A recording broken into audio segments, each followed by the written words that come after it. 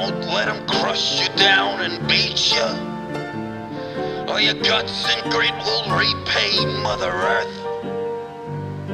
Now you gotta keep on swinging, kicking and bell ringing, and living at the end of the world. It's always worth the fight if you keep smiling. You win the day with your notes from the end of the world. It's gonna be interesting. Boys, welcome to the very first episode. It's actually the second episode, but we'll call it the first. Yeah, you butchered the first one. Butchered it, mate. I had dud leads and the whole thing fuzzed out. I'm still going to run it because it was really, really great. But it's Notes from the End of the World, presented by Patagonia in association with Patagonia's Roaring Journals, Smithy, and Vaughan Deadly, Jed Smith from Ain't That Swell. Proud to be here with our two special guests, Sean Doherty and Dave Rastovich, the Yeti and the 29 Gold Cone Piece Award-winning surf journo. We're in the presence of greatness. Company. We are, Smithy. So, yeah, Notes from the End of the World, mate. It's been a bit of an idea Seano and I have had kicking around for a while.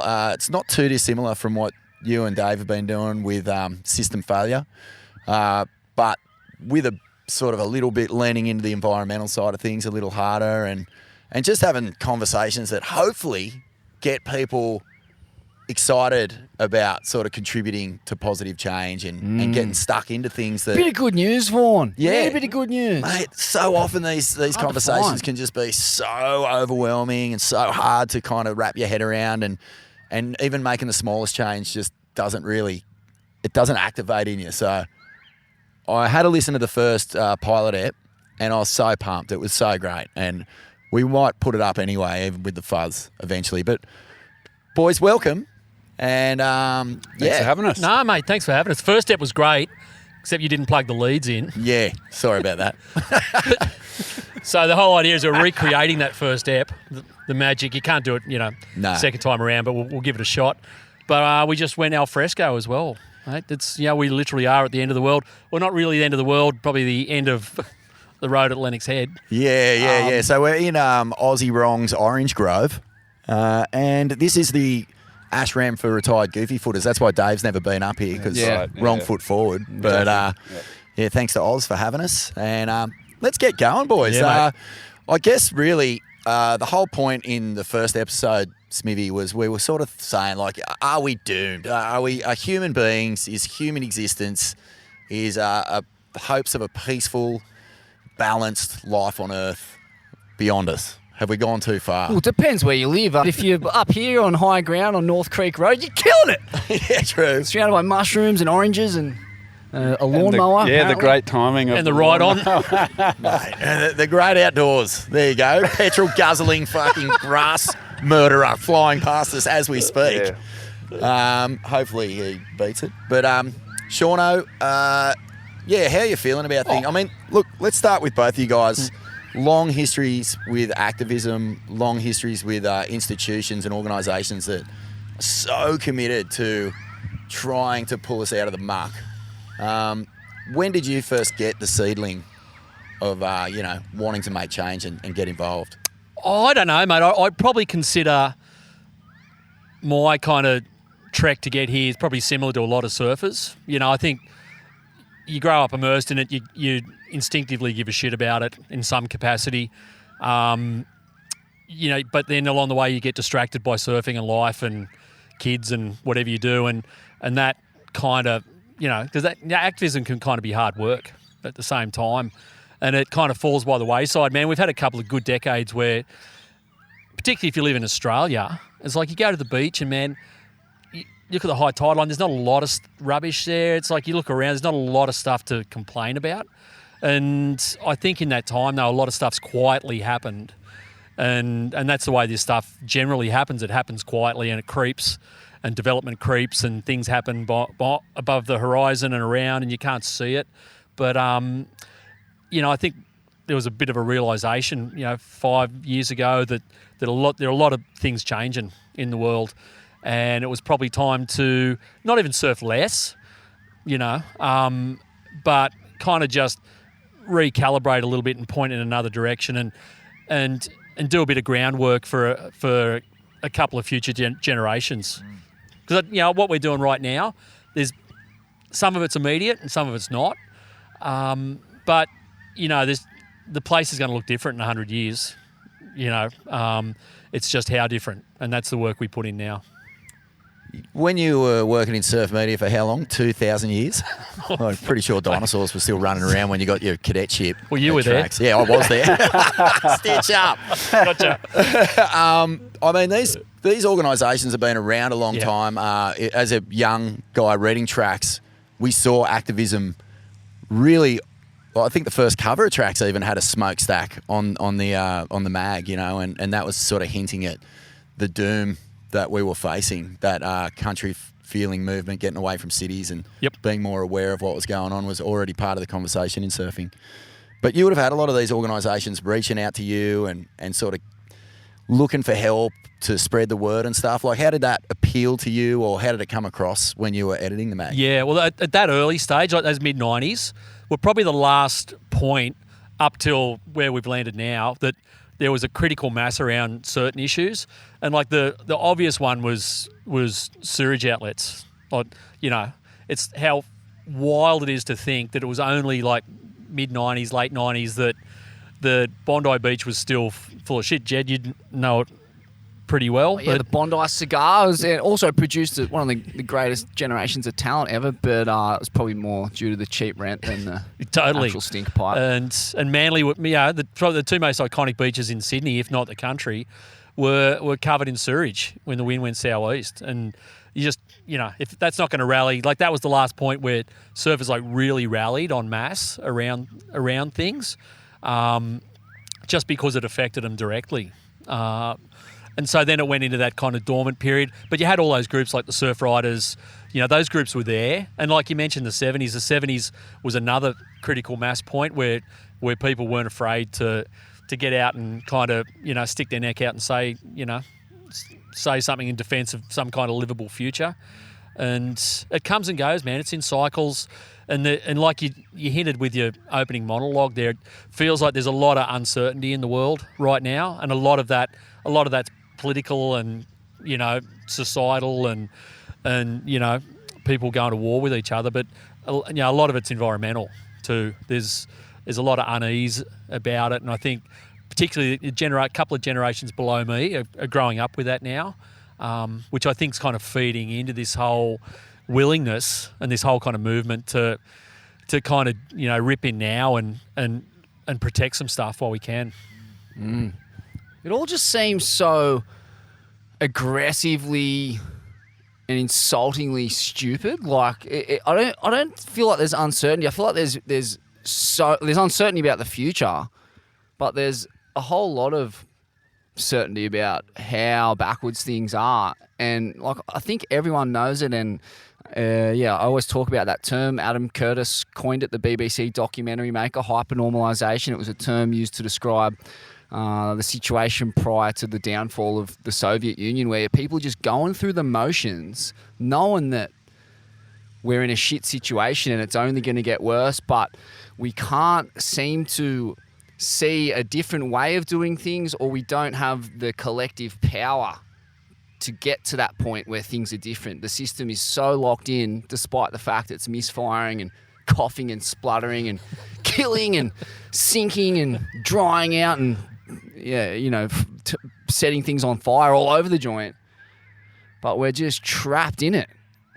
And that's when you think about how to change that situation, it can feel like depressing and insurmountable.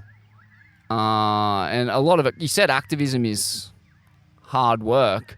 Mate, it is such hard work. It's time consuming, it's resource consuming, and you're up against an enemy that has endless resources. And they just they know that, and they just seem to wear you down through that. And mate,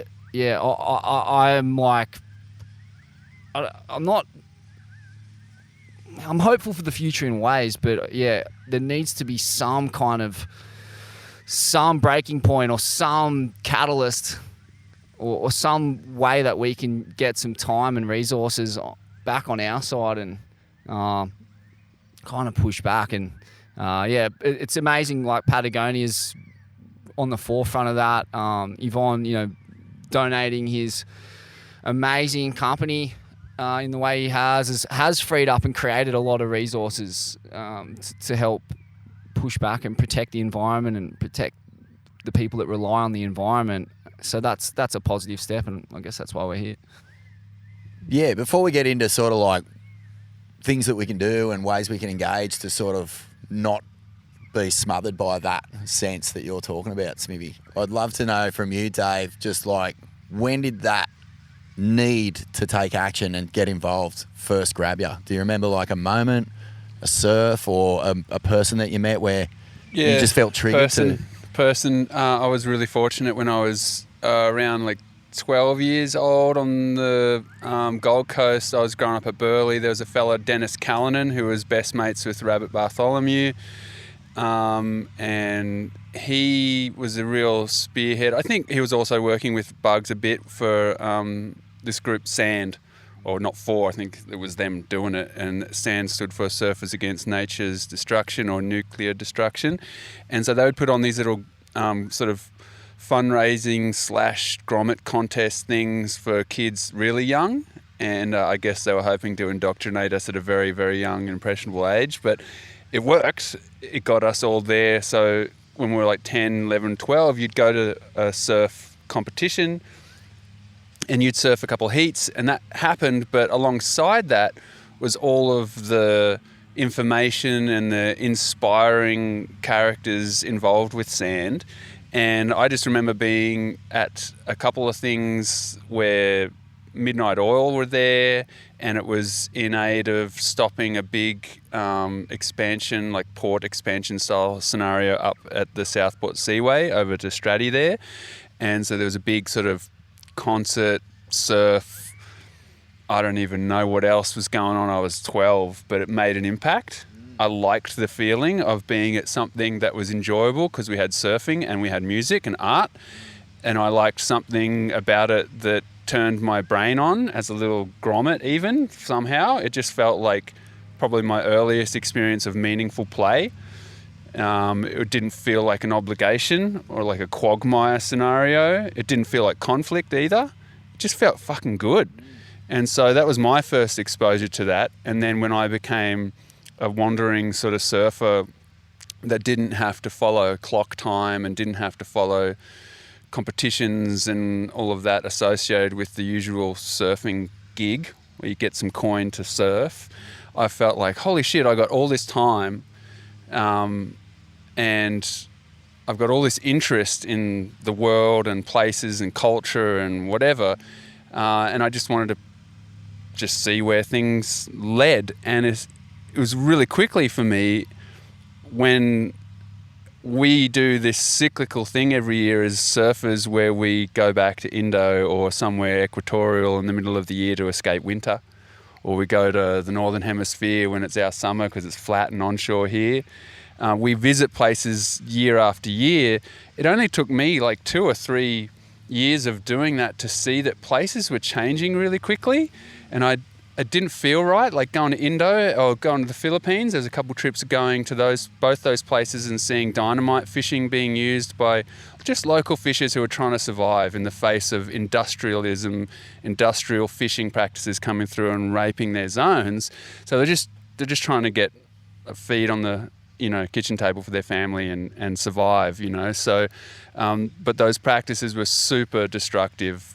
Those dynamite fishings in the Philippines and in Indo that I saw, and then the struggle to catch food and to grow food in industrialized lands, I just couldn't really ignore it.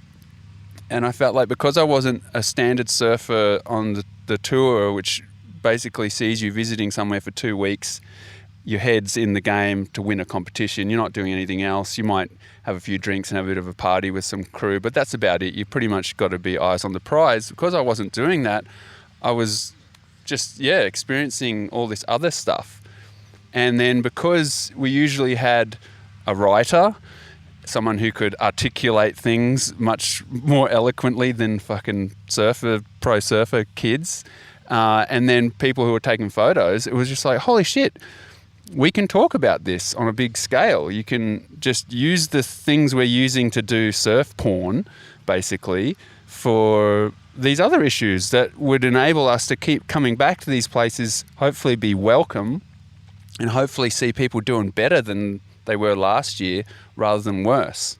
Because the trend for decades now, in my life anyway, has seemed to be that places were getting harder and harder to live within.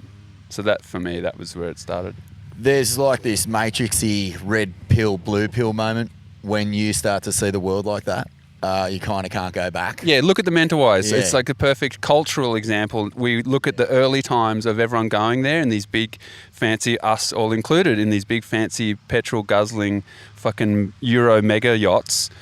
And right there, people are just struggling to survive with, malaria and all kinds of waterborne issues, just general nutrition issues, health and well-being. And then you look at us now and there's far more understanding of what's going on there, not necessarily far better practice yet, but there is much more communication happening between these wandering surfing groups and local people in those islands.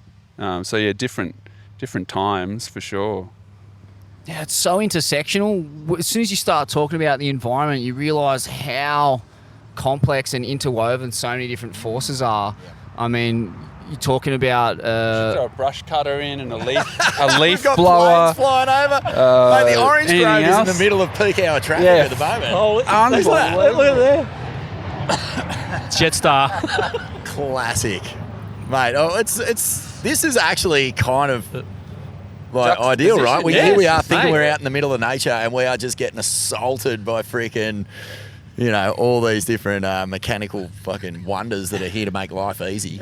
Look at it, smashing us. We're pretty much just going to run the fuzz recording because it'll be better than we'll go back to the fuzz. Planes and mowers. One thing I just wanted to, how did you manage to, because, you've gone from these places like being, I guess, privy to, pollution, poverty, all these sorts of things, to then going to Japan, getting involved with, the dolphin, what do you call them? Massacre. The massacres. drives, dolphin drives there. All of these different areas where you've applied your sense of need towards activism. How have you managed to not get completely exhausted by it? Where does the endless sense of, having to keep showing up and optimism for a better future come from? For me, actually, over the years, to make things sort of palatable and I can maintain happiness and sanity and everything, has just been in experimenting, actually, being creative and thinking about new ways to apply the few skills I have. And so that kind of keeps things fresh. So back then, when you speak of the Japan thing, that came about because of some Japanese surfers reaching out and telling me about what was happening there and quizzing me on how I could help. And then I've done similar things in Chile with Ramon and people telling me there about whale sanctuaries that were proposed there, and they just needed to popularise the idea. So that was, again, just sort of responding to sort of an outstretched hand, I guess you could say. And so at each of those moments for me has been an application of a different strategy or response. So Japan was I wanted to do something ceremonial. I love Japanese culture. Japan has one of the richest environmental protection cultures in the world. Shozo Tanaka is one of the original environmental activists in the history of humans going against industrialization. And so I love Japanese culture. I love the ceremonial, ritualistic, traditional aspect of their culture. And so I wanted to basically go there with the idea of having a paddle out, the surfers' circle for the ultimate surfers, which are dolphins. Where we live here, you see them surfing all the time, and they're fucking unbelievable, right? And so my idea was to just do that, but in proximity to the inhumane practices that were happening there. So in the water while a drive was happening. And so that was the nature of that action. And then, something else like, say, New Zealand, there's a threat of seabed mining in 2011, which was the great idea by an industry to suck up all the mineral-rich sand on the seafloor, the black sand beaches on the west coast, take out all the iron, spit out all the rest of the junk and leave it there, and take the iron to China to make stuff like the things we use. And so anyway, what needed to happen there was some local friends were like, man, we need the whole coast to know about this. There's a tiny little coastal towns. No one's addicted and glued to their phones and the internet all day. They're like farmers and rural people. So there, for me, it was doing a paddle. So I just paddled that stretch of coast over a few weeks and would just stop into every little group of houses and we'd hang out and we'd have a cook up and we'd have a beer and a barbie or a cup of tea or whatever and we'd talk about it.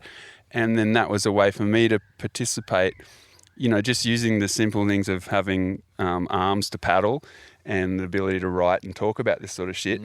So anyway, that's how I've maintained a level of coping, is just by thinking about different ways to express my concern. And, right now for me, that's food growing and localizing, not jetting around the world, not being addicted to competing with other surfers for the best wave in Indo in the last few weeks or the next wave in Fiji or whatever, unplugging from all that. So for me, my experiment right now is really, around localizing and the idea, the proven idea that localization is a solution that brings many other solutions, and that what's wrong with being here for months on end, fucking especially here, we live in an incredible part of the world, but like deepening my own story in my own place right now, that's my experiment. So I think, it's a long answer, but I wanted to give you examples of how I've done that over the years, and that's just worked for me. It just seems to be a good way to cope. Man, that's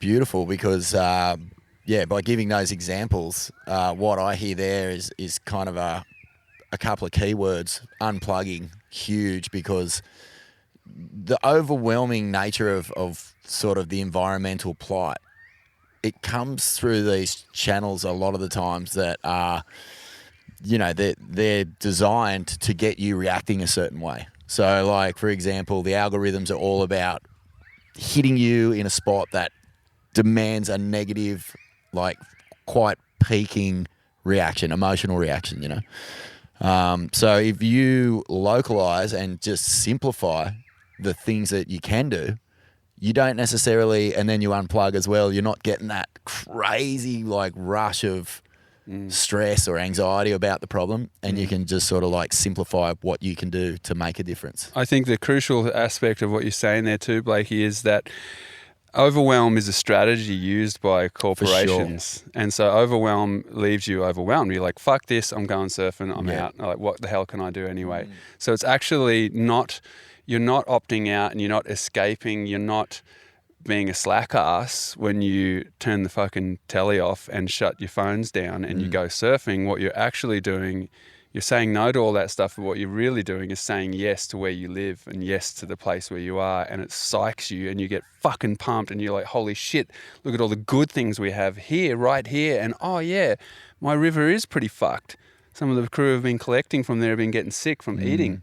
Maybe I should do something about that. And that's localizing. That's the proper version of what a localism is and what it could be. And I think surfers have the opportunity to be useful among all of these sort of movements and these goals of earth repair and community repair and thing. We have a useful role, given that we are so repetitive in our addictive nature of going to check the surf every morning at the spot where we check it. At least we have like a baseline of knowledge of what this place looks and feels like over years. You go to talk to old Brian or old whoever at the point or down the rivery or wherever your spot is, and they will give you decades, whether you want it or not, they'll give you decades of knowledge with observations of that place. And they'll say, you know what? that's not a lot of fish. That one bait ball you see there, that used to be the whole fucking beach.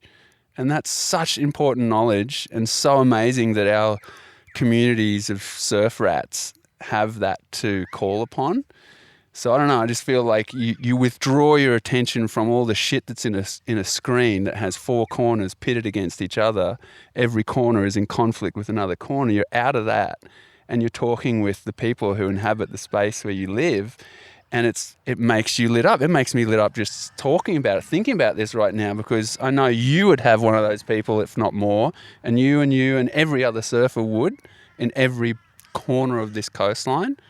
And I think that's a way to beat overwhelm. That's a way to stay lit up and have that sparkle in your eye. That's the way to maintain your shit when you feel like all the typical world story, worldview, narrative is just destroying you. It's just eating away at you. And it's not just eating away at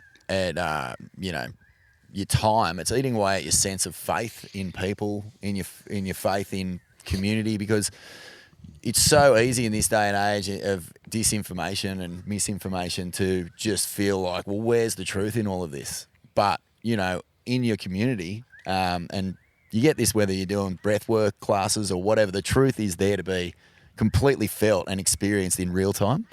And those old tribal elders, if you want to call them that, like, and sharing of all that wisdom of years and years accrued from living in one spot, that can't really be messed with. Like, sure, they could probably turn the dial on the 40-day swell where they all got fucking pitted out of their minds. There hasn't been a swell or a bank like that since, but in actual fact, the sort of, I guess, the truth underneath it all is there because it's been lived, and you're getting it eye to eye, not sort of drilled from some weird website where you don't even know what the source is. Yeah, I reckon these sort of things, like here we are sitting in a four-walled screen if you're watching this or listening to this, saying this. But what we should be is just a prod to turn this off in a minute and go and have these conversations. We shouldn't be, right now, we should not be, the four of us, at all a world view builder for anyone. No. Like, if you build your world view upon what you see and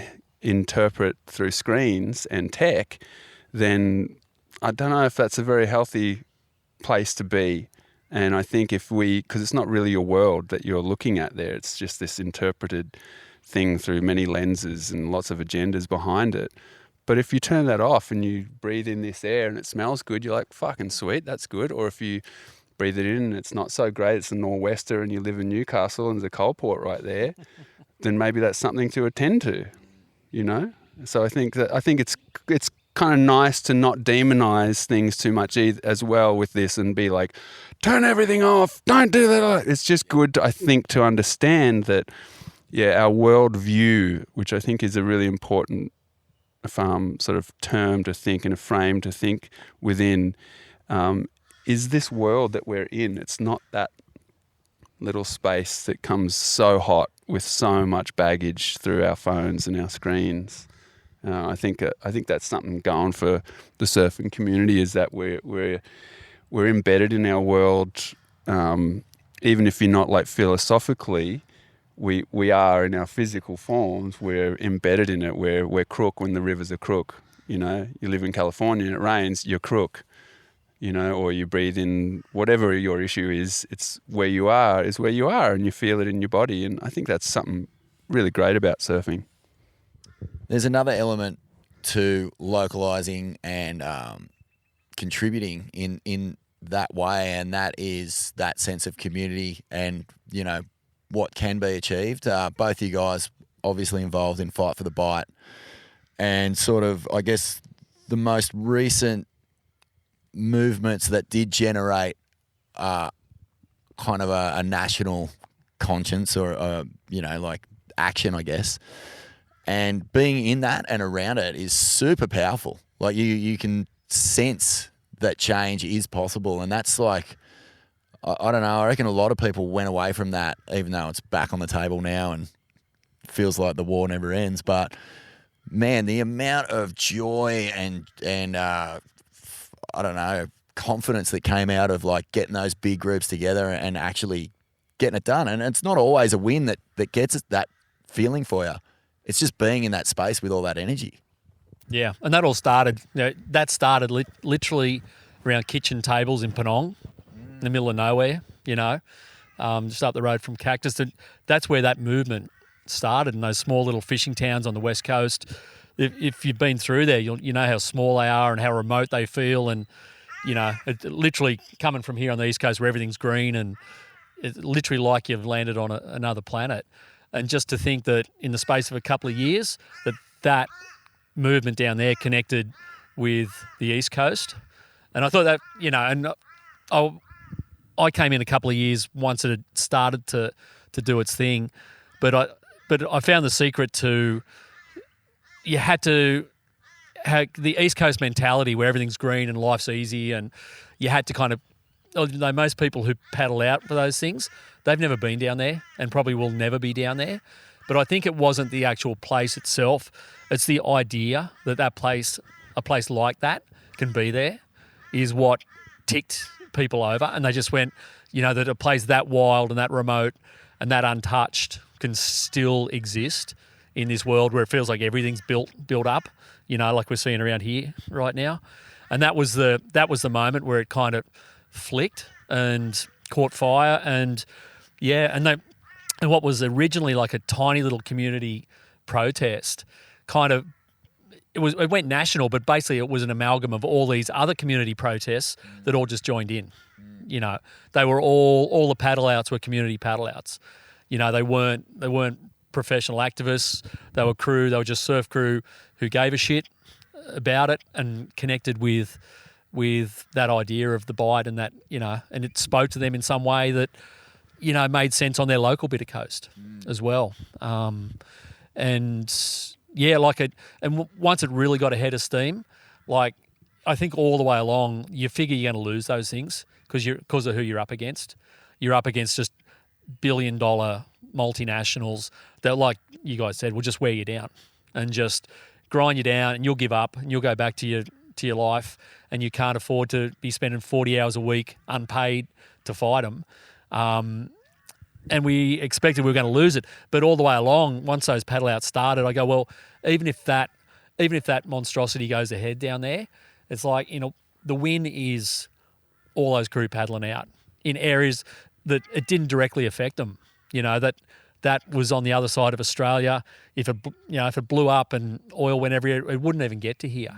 But these people paddle out with a collective kind of, sense that they were doing something right, and that maybe it might be important for them at some point locally. But that was the win in itself. And then one day we woke up and they said that Norwegians were fucking off anyway. And we just went, you beauty. That's just like, and the Bight will probably, in all reality, stay, free of those guys for good. On your bike, on your bike, fuck off. There was a classic little clip I saw, like a couple of those original Penong crew who were basically planted the seed of this thing, like back in, 10 years ago, when the last two Equinor guys were there, because they had like a local establishment who were trying to, create the ground to make this thing happen. The very last two Equinor guys were getting on the last plane. Those first two people were there at the airport, and they went over, and it's just like, and it was literally like they went over and shook their hands. It was like, good luck with whatever you're doing, but don't come back. It was like, it was like the end of the coyote and what's the one with the sheepdog and at the end of the day when they both clock off after a big day. They just shake hands and go home. Each other. It's like, but it was like, to me, I just looked at that and that's brilliant, Yeah. It personalised the whole deal. Yeah, I actually think too, one of the great things about the Fight for the Bight paddle outs was that it was a good time.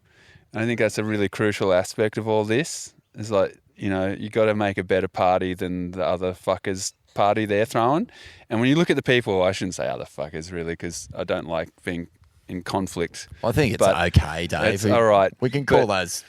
But, you think of people in those positions and they're not the most healthy, stoked, vibrant people on the planet, right? And And I just think if we're going to try and corral each other and keep turning up to things like these paddle outs or whatever, something at your town hall or sitting out the front of your local electorate's office with the knitting nanas or whatever you're doing, it's just got to be a good time.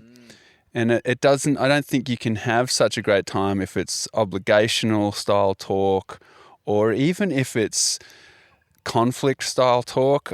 I'm not the biggest fan of the language we use around a lot of this stuff. A lot of it's quite militaristic language, campaigns, fighting, all this sort of stuff. I don't know. I just feel like there's something to be learnt from how contagious those paddle outs became when you see kids and people from lots of different groups in the community turning up. You know, the Bentley blockade, when that happened here, the reason that worked was because everyone was there from all walks of life to stop coal seam gas from coming to this area.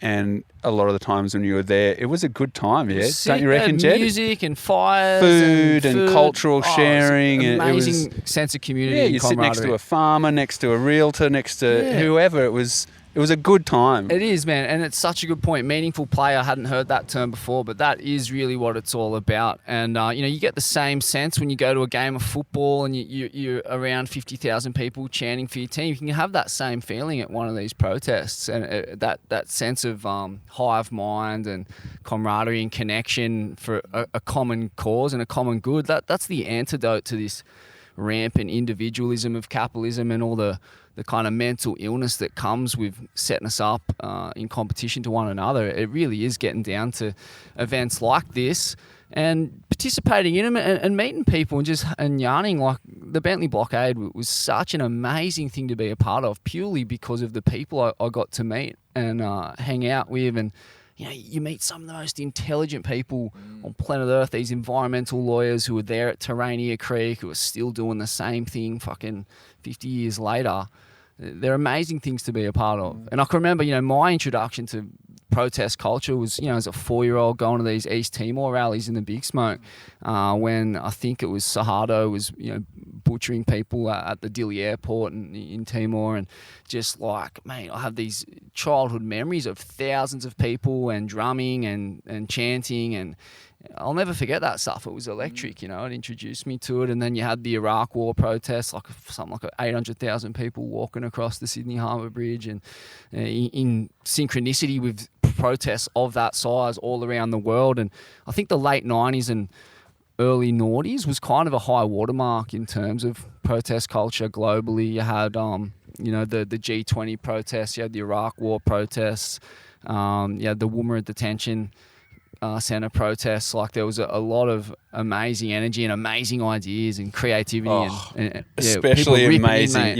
Think of like the Chaser and that. Like remember when they dressed up as all-time like Osama bin Laden, getting through all those safety checks in Sydney. Unbelievable. Like there's a history of larrikinism, meaningful work like that in Australia that I think is unique to here, that we should fully embrace. 100%. The Knitting Nanas are right in that wheelhouse of an all-time piss take that is so funny and so purposeful, and like they get it done. These old grandmas who are on the blockade at Terania Creek, and now they got grey hair and they're knitting and they're still on the front line of the blockade. It's fucking all time. So it's almost though what you need these days, because if you go head to head and you fight on the terms of the crew who are trying to whatever it is, the fossil fuel industry or the war industry or whatever it is, if you try and go head to head, they'll on their terms they'll beat you anyway, just because it's it'll go through the system, it'll do its thing and you'll get squashed.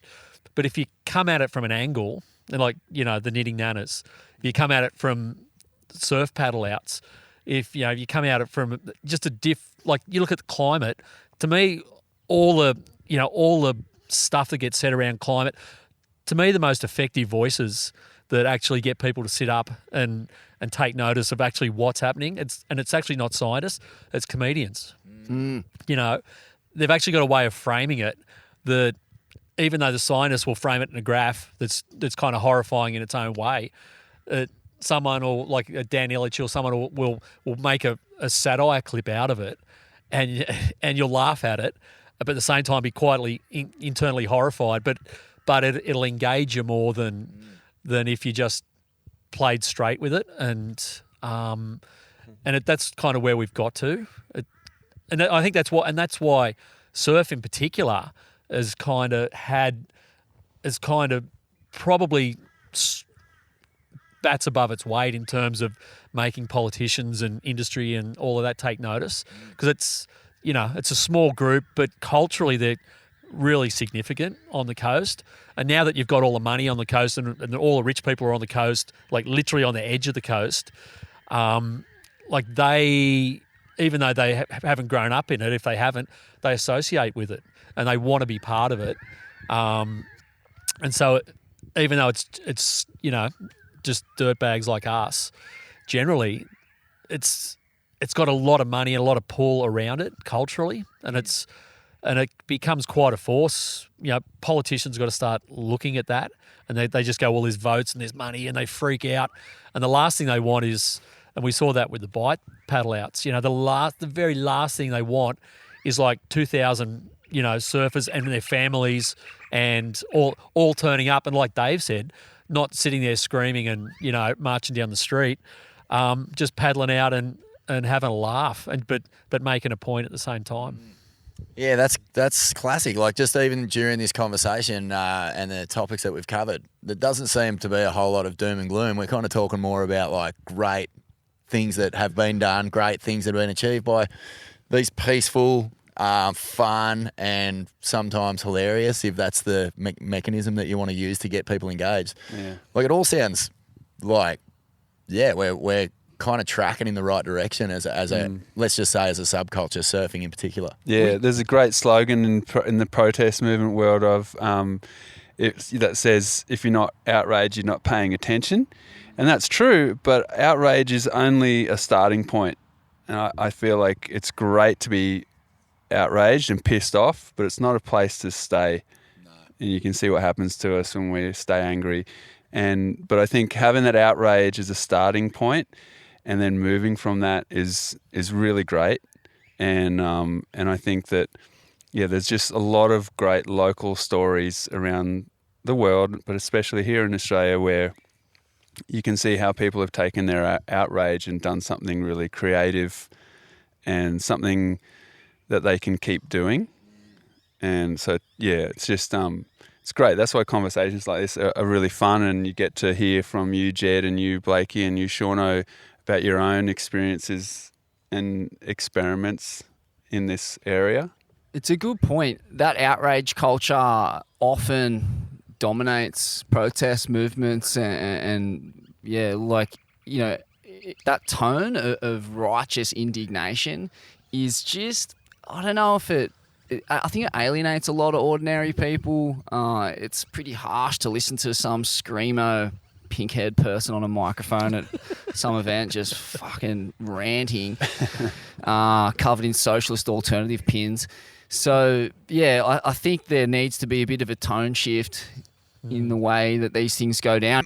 Another thing we want to do with Notes from the End World is actually highlight a few of just, topical things that are going down in your worlds at the moment, lads. You too, Smithy. But sort of what issues are sort of there right now that people who are listening or watching can sort of like lend a little bit of an ear to or have a little deep dive on if they've got something going on. I know that there's like the most recent thing that I've seen that's sort of been, I guess in my sort of field of vision, is the salmon farming that's been going on off, is that Tassie down there? Like, it just seems to be like something where the government keeps on turning up, prime ministers even, and sort of like pushing this story that doesn't really seem to be getting legs with anyone who's local down there. And oh, gee whiz, what's Tassie, your, holy moly! Get him started on this. Yeah. If you dig in just a little bit in Tassie, you even just look at the numbers economically of the fish farming industry in Tassie and how much it's supported by government backing, and the good old boys with the newspaper down there all in cahoots with each other. It's pretty quick to see what's going on. There's some great backroom hangouts and looking after each other there, because even when you look at employment numbers, it's just so insignificant in Tassie compared to tourism, hospitality industries down there. The money that world brings in to local people down there, that doesn't destroy entire ecosystems. It's just a no-brainer that there's a huge spin factor around this in terms of those aspects, so economics and employment. Then you look at the health issue of it and the whole spruiking of salmon as this superfood that people are meant to eat for $20 a tiny flake of it in some cheese ball joint. And you look at the reality of those fish swimming around in circles. They're all lopsided. They don't have any of those beautiful orange, golden glow colours in them. They're injected in them later. They're chock full of antibiotics. They're eating kilos of wild-caught fish just to get one of these farmed fish kilos. So you're destroying native fish populations around the world through getting the feed for these fish.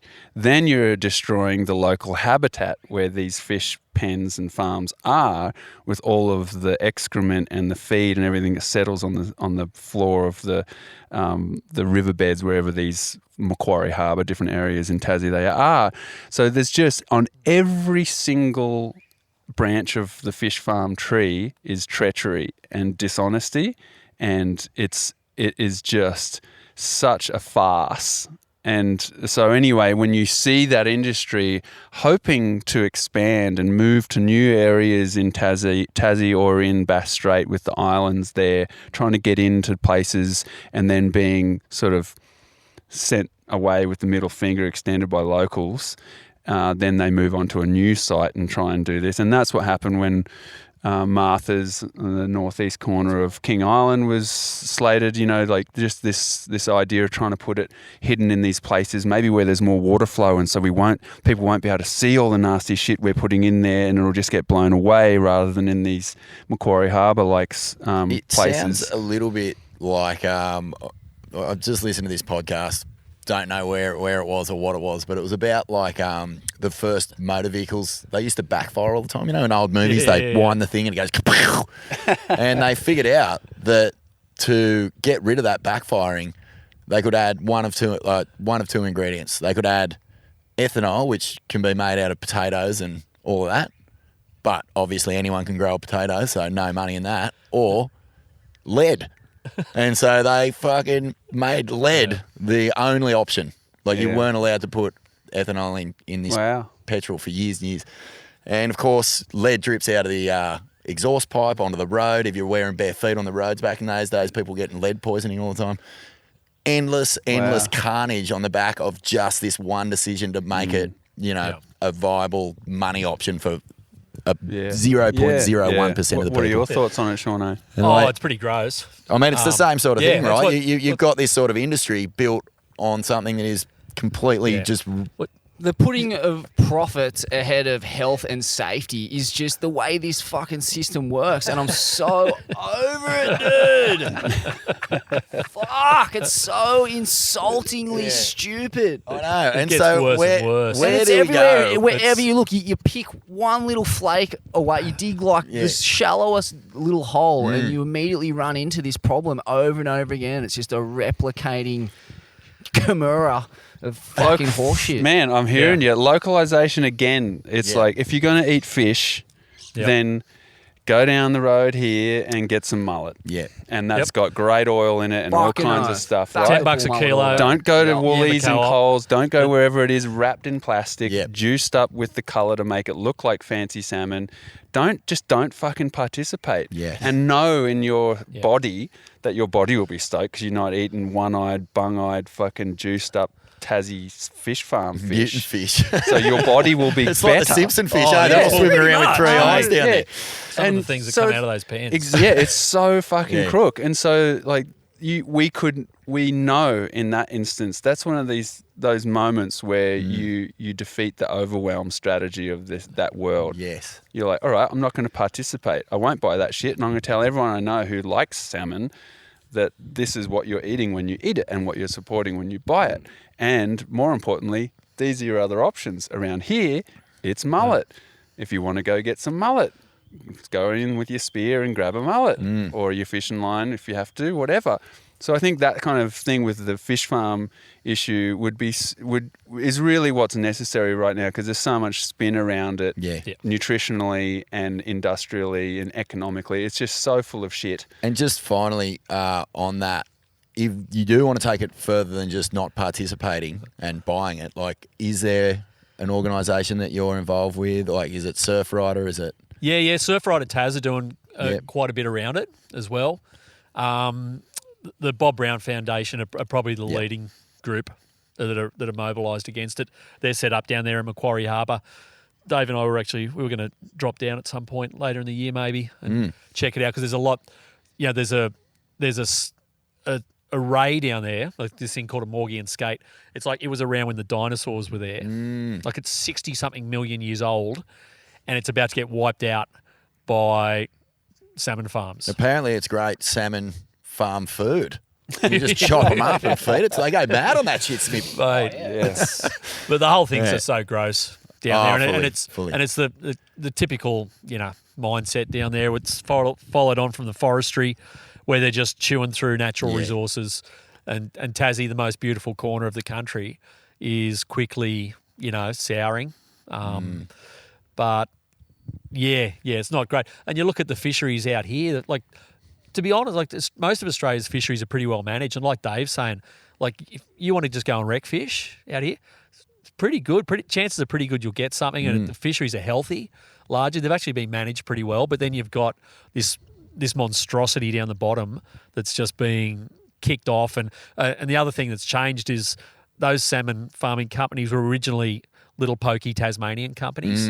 They all sold out in the past 2 years to multinational protein companies. Big Protein has just moved in, and they've all got horrendous track records, and they're all just want to expand, and they're just going to, they're just going to mow through Tassie. Yeah. So heavy. All right. Well, let's leave that there, Smithy, because one of the other things we want to do is shine a light on the Roaring Journals, which is Patagonia's kind of, I guess, living newspaper. It's just an epic place where you can get some really good stories on things that are going on globally. You can find good content if you do want to engage in a way that sort of like leaves you thinking about stuff. And give us a run through sort of how it came about, Seano, and what it is exactly. Yeah, well, we set it up as like an antidote to, because this whole, like, sitting here talking about that right then, the Tassie salmon thing. It's fucking depressing, dude. Yeah. And if you cumulatively add environmental news stories just in the cycle, one after the other, they're all bad. Very few things are actually, the markers are improving in the natural world. And if you just get too many of them, you'll just give up. Just to stop you there for a sec. So we got a win at Martha's Vineyard though, right? We biffed that, or is that still? Yeah, it's still still floating around. Yep, all of that. It's they're looking at Flinders, they're looking at other places, and and the nature of what those salmon farms are, if they cause too much trouble or too much damage in one spot, they just pick them up and move them around to the next bay. So. Well, one thing that isn't negative is your trip to Lord Howe, mate. The kin film that you made with Lauren. Beautiful movie. It's live on Roaring Journals right now. Walk us through that little adventure. Yeah, so right now, around the planet, there's a lot of really great movements for creating marine protected areas, MPAs, and the proof of how effective they are at looking after everyone involved is just crystal clear. And so when I was a little rat in New Zealand before we moved across here to Australia, I have a memory of going to a beach and seeing people collecting mussels and fishing, and like just a really cool picture in my mind of a really thriving space. And it was on the northeast of the North Island. And then it was not really more than just a few years ago that I learnt that was a marine protected area, one of the first placed in New Zealand in 1975. And that was only, that was 10 years after. I was 86, so I was like 5 years old. And that marine protected area has enabled people in that area to have food to collect for decades, and a space that's like a nursery for everything that wants to live in that area, fish and every all the organisms, plants, everything there.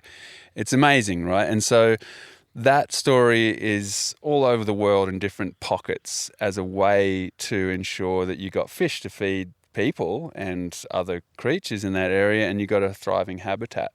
So we know that it works. We know that, essentially leaving spaces where we give them some space and we regulate our activities to a degree is really beneficial for everyone, including us human animals.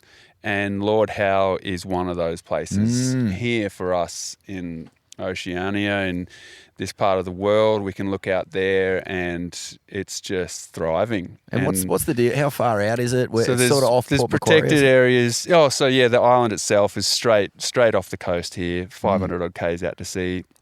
There's marine protected areas all around it, and the island itself is an incredible story of amazing generations of local people looking after the place, removing things they loved, like domesticated animals, and also other things they didn't like, like rodents, rats, and getting them off the island and then seeing how the sending island them to Norfolk. Yeah, There's a bit of a thing there, right? Yeah, there's a Norfolk Lord Howe connection on many yeah. levels, but it's a really great example of how humans have got their shit together with the place, Fantastic. in cahoots with the place, and everyone benefits. And so you go there, and tourism numbers are regulated. So that's an idea of regulation working in a really great way. It just can't be excessive amounts of people on the island. The numbers have gone up a little bit over the years, but it's still really got a lid on it, so it's not trampled and loved to death. And then, the invasive species aspect to it is really impressive, where people have brought back all kinds of plants and seabirds specifically. It's an incredible place to go and actually see tens of thousands of birds nesting in the sand dunes, shitting on your shoulder, landing on your head. My 6-year-old, they would like land on his head and he was just loving it, and to feel like you weren't feared. And that's like a little bit of a touchy-feely, esoteric thing to say on a show like this, but it's a pretty special feeling to not to not be feared by other animals. Like so many places we all move, we're the apex predator. Everything runs from us. We're fucking gnarly. Not to get biblical on you, man, but I mean that's what Eden was like before the temptation got thrown into the Well, garden. there it is off the coast right here. Yeah. It's there, right? But the thing is, those seabirds weren't there one generation ago. So the old crew you talk to on the islands is another example of like talking to the old crusty cat on the surf check seat in the morning. They were telling us, the old fishers and surfers and people of the island, they're like, yeah, when I was a kid, none of those birds were here. None of them. None of them at all. And there's so many now that they're moving the nests away from the airstrip because the birds can come up and mess with the planes and everything. They're just everywhere. And so anyway, we wanted to go there and just really show rather than tell, because it feels like it's maybe a better way to communicate to each other is through showing rather than telling all the time. But like just show a place and a people that's thriving and who have pretty much done it right and are continuing to, even though there's so much pressure, like that place could just be loved to death a million times over. With how beautiful it is and how much everyone who goes there wants to be there more, and it's just got it right. It's a beautiful film, man. It's a peaceful film. It's an optimistic film. You feel like hopeful, really, at the end of it. Yeah. It's an emotional nice. film too. It's good. I mean, Lauren's story is very personal in there, and it's just it's a great thing, man. It's a great thing. Yeah, and interestingly, so on that island, you don't really have this kind of overbearing nanny state approach to conservationism. It's more of like a collective consciousness, right? Like people don't even really need to be told with signs and ropes. They just understand the lay of the land there, which is a pretty sick model For sure. that could be adopted elsewhere. And would be better than, rangers coming by and booking you with a $300 ticket because your dog shat somewhere it shouldn't have. Yeah, indeed, man. Yeah, and it's when you talk with the crew there, who just such a great local culture. They speak of how like those levels of protection and conservation and action weren't forced upon people. They're there. That's actually part of the fabric of being there on the island. You go back into written pieces and hand-drawn art from the earliest people there, and they knew how special that place was. They knew that it needed to be proactively looked after, and then the regulation and the red tapey stuff has sort of come later or more recently now, but it's just sort of there, whereas the foundation of it is it's culturally that's just the thing. Yeah, it's just the culture. Culture is just habit of mind. It's the way we think, and if that's the habit of mind on that island, if that's the culture, then yeah, like you don't need people telling you how to do it. Speaking of places getting loved to death, another big photo that ran on the Roaring Journals is this one of Rossi's wave from a recent Shippy swell, and Shippies is crazy. I mean, of all the places on earth, you never expected to see a snapper-like lineup. Surely that was the one. Like, fuck me, like it's flying over the ledge, just getting absolutely apexed into the bedrock. But how do you view Shippies these days, mate? I mean, From very far away. I know. Well, you were one of the first sort of outsiders, I guess, from outside of Tassie to really get a sample of it when you and Margot went down. I believe with Andy Campbell way back in the day for one of Gainey's movies. Yeah. It was so funny. I remember hearing rumours that you'd been down there before any film came out or anything. Everyone's like, you should see this wave. Like it's unlike anything. You did the walk-in. Marty Paradisus did a post recently saying, there was over 50 people in the lineup for that recent swell. He was really grateful in the post. The post was like, everyone worked the lineup well. There was a lot of respect. There was a lot of, there was like a tow and a paddle element. It sort of worked.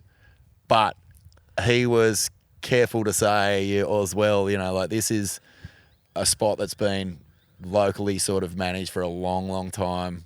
All the loc dogs out there have been doing this. This is just an average swell. It's not sort of here nor there. It just had that feeling of like, is this the tipping point for Shippies? And so how do you sort of reflect on your first trip out there, and then how do you reflect on it now? Or how do you respond? What even is that on? That's Is that a thunder? plain Just wait for that earthquake to pass. That's JQ 34 to Hobart. For the next Shippy Go for the swell. next We've Shippy had some swell. classic noises going on here, eh? Like crows. Currawong craziness. Yeah, there they are. That's legit. Mate, like what are your recollections of that first trip out there? Yeah, well, my first thanks has to be to Andy. Andy Campbell was, just gracious enough to invite myself and Brendan there late 90s. So I was a teenager, and I was going to Tassie a lot because I have family down there. So I was just ratting around there anyway. And I think I'd recently gotten my license, so I had some shitty car from my sister or something, and I'd just be cruising around. And then Andy mentioned this wave that, he's real quiet, kind of humble guy, but he was like, I'm pretty sure it's one of the weirdest, biggest barrels in Australia. And we were like, we'll see. It was a bit skeptical. But anyway, we went down and walked in, and we didn't know you could jump around the back and go basically paddle from behind with your hair dry. So we would jump off in the cove down from the wave along all the big boulders among the kelp and everything, and then paddle up to it. So we had a few sessions of trying to figure it out, crack the code. We were riding 7.4s and 7.6s and stuff. I had a couple Dennis Pang Hawaii shaped boards that I thought were appropriate, and we were just getting our asses handed to us, and on the edge of the world with one time Gainey was there just once, and other times it was just with us. And then I think maybe Chizza came in one time with us too, and he's still there shooting pictures of it. But for me, they're probably some of my most personally satisfying surf moments of my life. Because at that time I felt like I'd missed the boat. Like I had Jim Banks and crew like that here telling me how good it used to be and how, you'd get drainers at Desert Point with not a soul around, or drainers at wherever wave throughout Indo that are all busy now. And like it kind of felt like, the age of discovery is gone. It was sort of done. He's like, oh, you can have, you guys are sponsored with money and stuff. You don't have to get a shit kicking job or whatever and stuff. But I had deserts to myself and like stuff like that, and I was like, well, I fucking know what I'd rather. I would rather no money and deserts to myself any day. So I was a bit sad, I reckon, at that point in my life. And then Shippy's just rocked up with Andy, and that idea of like having to read a place that hadn't really been surfed before and outlined, like how do you navigate it, and especially a wave like that. We were just like, holy shit, what do you do with that thing that comes up the face? And then sometimes there's two. There's another one that's there. And is it low tide, mid tide? Like just all these factors that were just so fun to try and crack, And I loved that there was only, there was one time with the camera and other times just no one watching and no one out. And so probably my most favourite one was a session with Andy. It was the biggest we'd surfed it. And he got bounced on the reef really quickly and busted his ribs up. And so he sat on the rocks and I just surfed it alone. And like no one in the channel, no one on the rocks other than Andy. And there was just that wave. And in this like coliseum where the stern is the smallest cliff among the whole fucking space. It's just like, biblical proportions of everything, it felt like. So really special, super duper special. So special, in fact, that then a couple of years later, when we went to the lookout to go down one day, Kieran Perot and Marky Matthews and Drew Courtney were out in the lineup down there, and Andy and I sat on the lookout rock, which was just, they're just little goat tracks then. It was nothing like it is now. And we just turned around and didn't go down. And then I didn't go back for like fucking 16 years. I only went back a couple of years ago when we were down there doing fish farm stuff. It just happened to be with a swell, and I was like, oh, let's go in. And it was so bizarre. We went in and it was only like at its size where it starts to do its thing, like 8 foot, maybe a couple bigger ones. And I walked in and there was no one there. There was one other guy there, and it was just so surreal and epic. And I had a surf, and by no means was it pumping, macking Shipsterns, but it was big enough to get pitted and big enough to get my ass handed to me again. And it was really special. It was really cool. And were your Dennis Pangs and your baked beans still in the bushes from 16 years ago? Yes. They were? Yeah, I don't know where they are, but yeah, they're left there somewhere. Because that's what we do. We just tuck them in the bush and you don't have to walk everything in every time. So, but I know there's one board in there I never brought home. I know. I went looking, I couldn't. But yeah, man, super special. What a moment in time. And so now when I see it, I just don't have the draw to be like, I would give my left nut to surf that wave properly and without crowds, but that's pretty rare. I know it happens, but it's just a different world. It is, and that's just what it is. Interesting lesson, when you only take what you need, you seem to get what you deserve. You keep that connection with a wave as opposed to just going back over and over again, searching for that same experience that you had at the very start. Yeah. Something cosmic in that. Yeah, it was cool. It was redeeming in a way. That's awesome, man. Yeah. Well, boys, thanks so much for your time today. It's been awesome. I'm going to we'll run this. I'm going to run the pilot app too, Smithy, because we actually didn't cover a whole lot of the same ground. There's like some good stuff in there as well. Yeah, just bombard everyone. Leeds be damned. Leeds be damned. Mowers be damned.